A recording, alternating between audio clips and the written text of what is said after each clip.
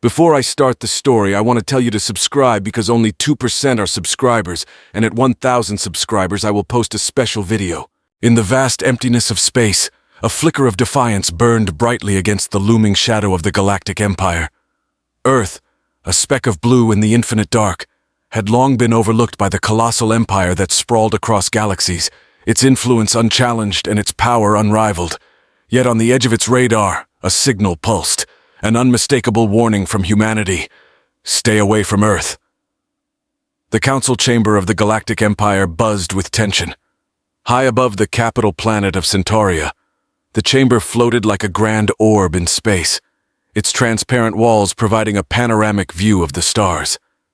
Inside, the Empire's leaders, beings from thousands of different planets, each with their unique features and thought processes, gathered to discuss the unexpected message from Earth.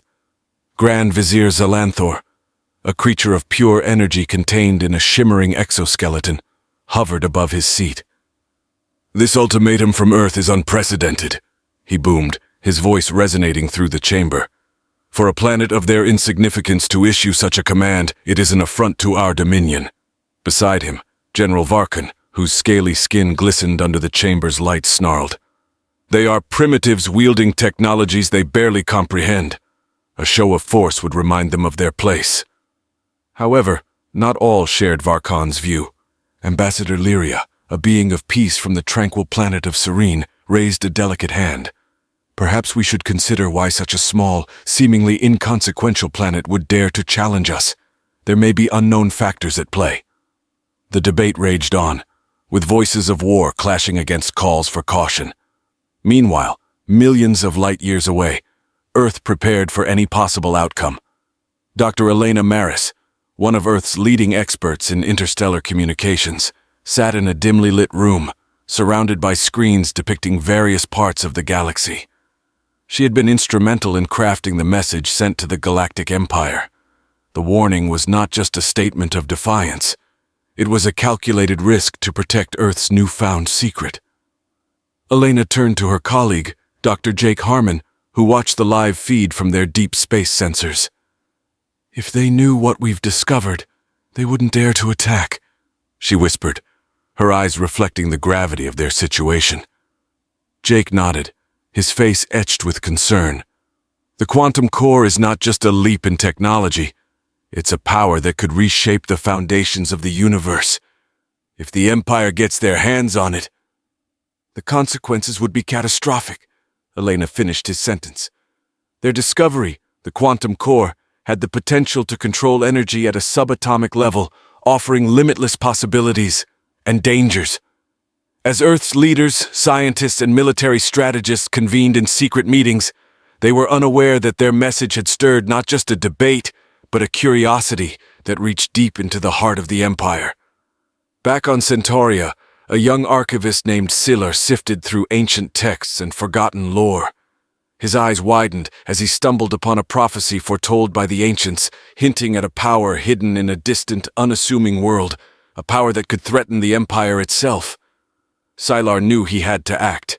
Risking treason, he sent a covert message to Earth. "I know your secret," it read, "and I want to help." As the first chapter of this galactic drama closed, Earth braced itself, unaware of the allies and enemies that lurked among the stars. The stage was set for a confrontation that could either lead to peace or plunge the galaxy into chaos. The council chamber was still in turmoil when Sylar slipped from the shadows of the archives, his heart hammering as he held the forbidden prophecy in his grasp. It spoke of an earthling power that could bend the very fabric of reality, a threat veiled as an opportunity. The young archivist knew that revealing this to the wrong ears could spell disaster, but the right ones might just avert a war. On Earth, the air was thick with anticipation and fear. In a secure underground facility, Dr. Elena Maris and her team labored tirelessly, enhancing the defenses around the quantum core. The device, glowing with an eerie blue light, hummed softly, its sound almost soothing against the backdrop of mounting stress. "Have we heard anything from the Empire?" Dr. Jake Harmon asked, his eyes never leaving the monitors displaying the space around Earth. "Nothing yet," Elena replied, her focus split between the core and the incoming data streams. But our sensors picked up a surge in subspace activity. They're either very interested or very concerned. Unbeknownst to them, Sylar's message had found its way through the cosmos, protected by layers of encryption. It arrived as a silent ping on Elena's personal communicator, a device she checked obsessively for any sign of extraterrestrial communication. "I know your secret, and I want to help," the message read, unsigned and ominous yet oddly reassuring. Elena stared at the screen, a mix of skepticism and hope stirring within her. She typed a response, her fingers trembling slightly. "Who are you? Why should we trust you?" Back at the Galactic Empire's capital, Grand Vizier Zalanthor convened a private meeting with his closest advisors, away from the prying eyes of the Council. "This Earth situation is delicate," he stated, his voice low and controlled. "We cannot afford to act rashly, not with this prophecy hanging over us."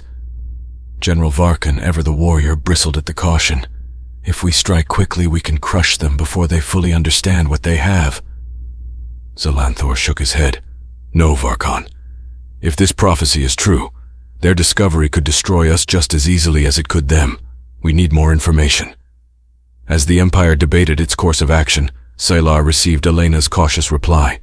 He responded with a data burst, a stream of information that included the prophecy and his interpretation, urging her to see the potential alliance as a shield against mutual destruction. Elena reviewed the data with Jake and a few trusted members of her team. "This archivist believes the Empire is as scared of us as we are of them," she mused. "He thinks this prophecy could be our leverage." Jake looked skeptical. "Or it's a trap. We can't build strategy on ancient texts and cryptic messages." "Perhaps not," Elena agreed. "But it's a starting point. We need to keep this channel open, see what else we can learn." As Earth's night rolled over the continents, the stars seemed to watch in silence. Below them, humans and aliens alike plotted their next moves in a game that spanned the universe. Each was driven by fear, hope, and the unyielding desire to survive, emotions not so alien after all.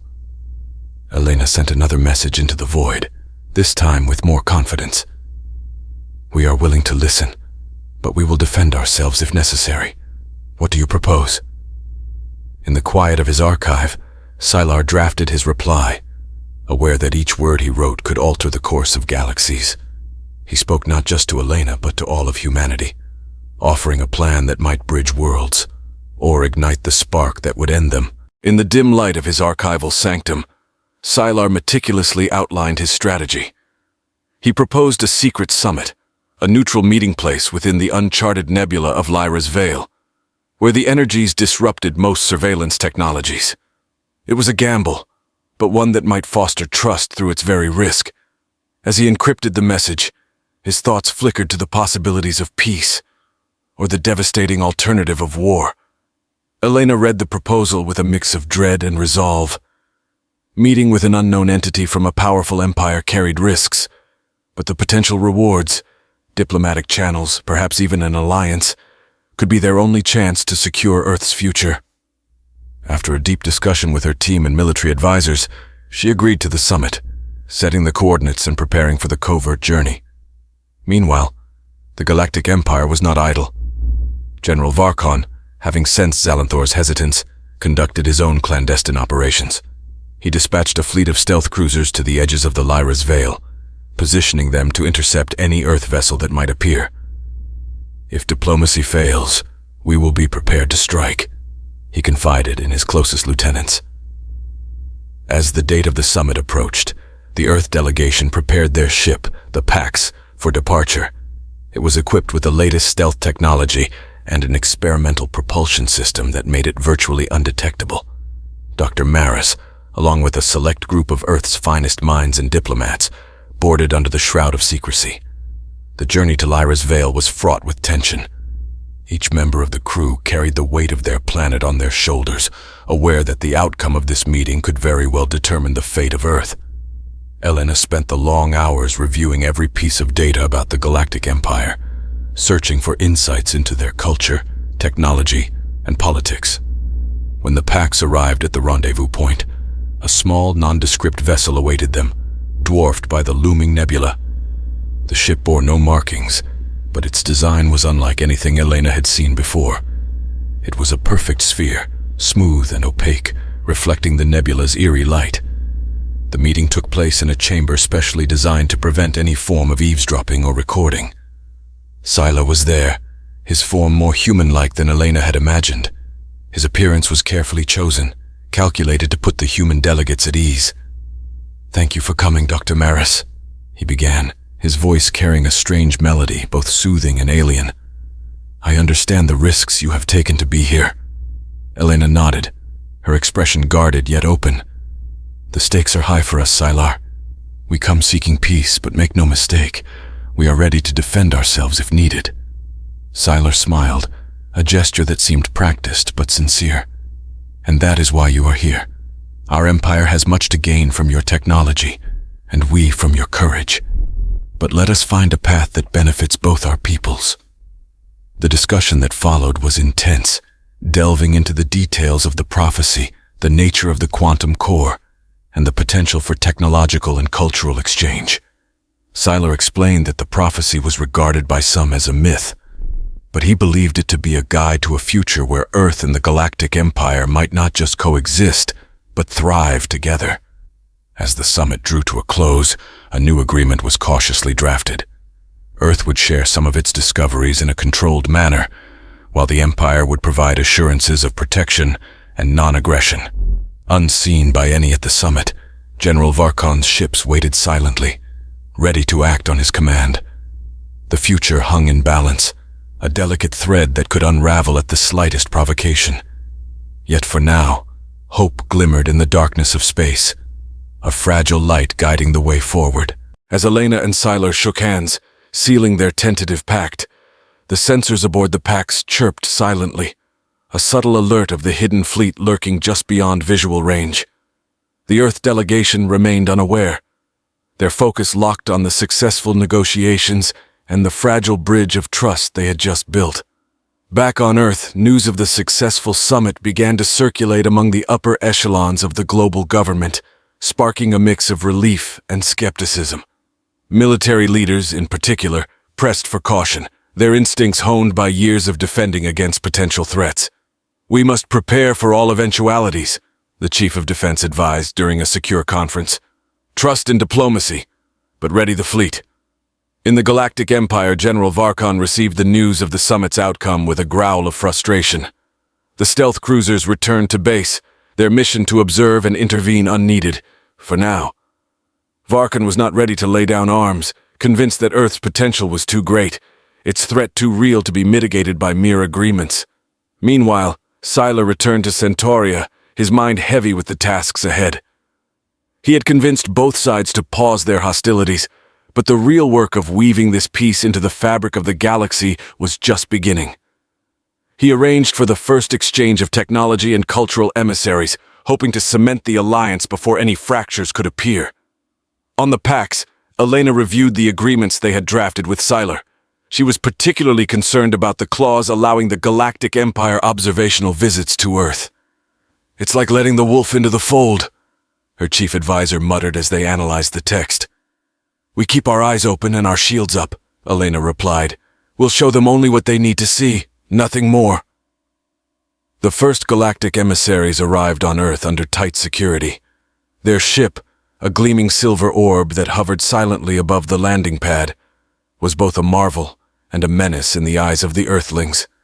The emissaries were greeted with a mixture of awe and unease, their every move watched by countless cameras and guarded by the best of Earth's security forces. The cultural exchange was a spectacle of curiosity and wonder. The aliens, with their diverse forms and unfamiliar customs, drew crowds everywhere they went. Exhibits of Earth's art, music, and technology were displayed in return, each item carefully chosen to present a facade of transparency while concealing the true depths of Earth's capabilities. Sylar watched the unfolding events from his office on Centauria, his screens alive with feeds from Earth. He noted the guarded body language of the Earthlings, the subtle signs of their underlying fear and defiance. It was a delicate dance, each side mirroring the other's moves in a ballet of diplomacy and espionage. As the days passed, The initial tension gave way to a cautious optimism. Joint projects were proposed, from environmental restoration efforts to collaborative scientific research. However, the shadow of the stealth cruisers lingered in the minds of Earth's leaders, a reminder of the thin line between peace and peril. Unbeknownst to all, a third party observed the delicate interplay from the darkness of space. A rogue faction within the Empire, displeased with the idea of peace, plotted to sabotage the burgeoning alliance. They believed that Earth should be conquered, not courted, and they were willing to do whatever it took to see that vision realized. Elena received an anonymous tip, a cryptic message warning of a plot to disrupt the peace. "Trust is the first casualty in war," it read. As she pondered its meaning, the stakes of their diplomatic gamble became clearer. Earth might have gained a momentary reprieve, but the game was far from over. They needed to be vigilant, ready to defend their home against any threat, seen or unseen. The corridors of the Galactic Embassy on Earth buzzed with the energy of newfound cooperation. But beneath the surface, a web of espionage and counterintelligence spun silently. Elena, aware of the risks highlighted by the anonymous tip, tightened security protocols without raising alarms. She met in secret with her closest advisors to discuss the potential threats. "We need eyes everywhere and on everyone," she stated, her voice low and urgent. In the Galactic Empire, Sylar monitored the escalating tensions from within his own ranks. The rogue faction's discontent was a growing cancer, one he could no longer ignore. He convened a covert meeting with loyal members of the Council, outlining the need for internal vigilance.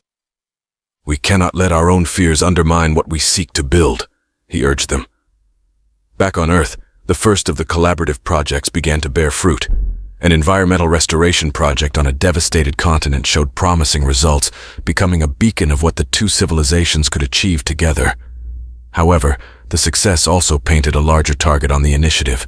The rogue faction saw it as a symbol of their perceived weakness, a collaboration that needed to be destroyed to return the focus to conquest. Meanwhile, the Earth's defense network detected unusual activity near the outer colonies. A series of unexplained outages in their deep space monitoring arrays hinted at sabotage, or perhaps something worse.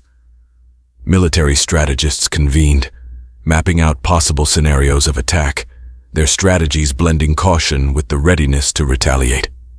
At the same time, Sylar received intelligence about a planned strike on the environmental project. The information was vague, but the implications were clear. He decided to take a risk and share the intelligence with Elena, strengthening his commitment to their fragile alliance. His message was a mix of warning and assurance. "An attack is imminent. We stand with you." Elena read the message with a sinking heart. The trust they had started to build was about to be tested in the fire of conflict. She mobilized her security teams and briefed the project leaders, preparing them for the worst while hoping for a chance to thwart the attack. The rogue faction moved quickly, launching a covert strike designed to look like a malfunction within the project's own systems. As alarms sounded across the project site, Earth's and Empire's forces found themselves fighting side by side against a common enemy, though they did not yet realize who it was. In the chaos, a small team of Earth's elite forces, along with a few loyal members of the Empire, tracked the source of the sabotage. Their investigation led them to a hidden base on one of Earth's moons, where they uncovered evidence linking the attack to high-ranking officials within the Empire itself. The confrontation that followed was tense, with accusations and weapons drawn. However, the presence of loyal Empire officers helped de-escalate the situation, leading to the capture of the saboteurs. The evidence of their plans and motivations was damning, revealing a network of dissent that reached deep into both Earth and Empire's political structures. Sylar and Elena met in the aftermath, their meeting marked by a shared understanding of the fragile nature of peace. "Our enemies fear what we might achieve together more than they fear each other," Sylar observed, his voice tinged with both sadness and resolve. Elena nodded, her eyes hard with the determination that had carried her this far. "Then let's prove them right. Let's achieve something so grand, so beneficial, that their fears become irrelevant." As they parted, both knew that the road ahead would be fraught with more challenges. Yet the bond formed in the heat of battle, the recognition of a shared goal, provided a glimmer of hope, a light that might someday illuminate the path to a lasting peace. As the dust settled on the thwarted Sabotage, the political landscape within the Galactic Empire shifted dramatically. The exposure of the rogue faction's deep-seated network prompted a series of arrests and trials that resonated through the corridors of power. Sylar, leveraging his role as a mediator and now a hero in the eyes of many, pushed for reforms that would strengthen the ties with Earth and diminish the influence of militaristic hardliners. On Earth, Elena capitalized on the success of the joint defense against the Sabotage. Public opinion, once wary of the alien visitors, began to shift. The images of Earth and Empire soldiers fighting side by side against a common foe had a powerful impact, paving the way for deeper integration of their societies. "We have seen our potential when we stand united," Elena declared during a widely broadcast address. "Let us now explore how far we can journey together." Meanwhile, in a newly established joint space station orbiting a neutral moon, scientists and engineers from both civilizations collaborated on developing new technologies that harnessed the unique properties of the quantum core. This station, a symbol of unity, quickly became a hub of innovation, where the best minds of both species sought solutions not just for their own peoples, but for the galaxy at large. As these developments unfolded, a significant diplomatic event was planned: the signing of the Treaty of Terra Galactica. The treaty was to be ratified on the space station, with delegates from all over the Empire and representatives from Earth's unified nations in attendance. The treaty outlined not only mutual defense pacts and trade agreements, but also a charter for the exploration and colonization of new worlds together. On the eve of the treaty signing, Elena and Sylar met in the observation deck of the space station, overlooking the blue curve of Earth in the distance. They shared a quiet moment, reflecting on the path that had brought them here. "We've come so far from that first message, that first warning," Elena mused, watching Earth rotate slowly beneath them. "It was a warning that brought us together," Sylar responded, his eyes mirroring the stars outside. "Sometimes it takes a confrontation to see the possibilities before us."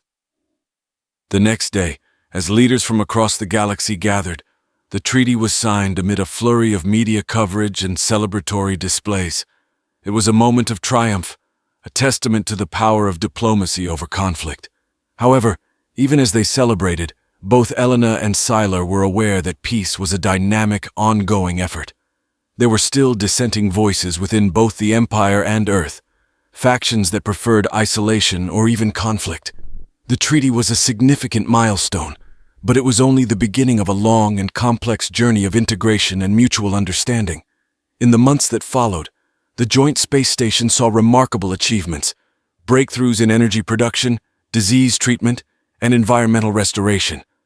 These successes served as the cornerstone of the Terra Galactica initiative, reinforcing the benefits of cooperation. As the first anniversary of the treaty approached, a grand celebration was planned on both Earth and the galactic capital, marking not just a year of peace, but the hope for a united future. Elena and Sylar, once representatives of opposing sides, now stood together not just as allies, but as architects of a new era. "Our journey has been filled with challenges," Elena told the gathered crowd, her voice broadcast across worlds. "But our commitment to face them together has forged a bond that will guide us into a future where we no longer fear our differences, but celebrate our shared dreams."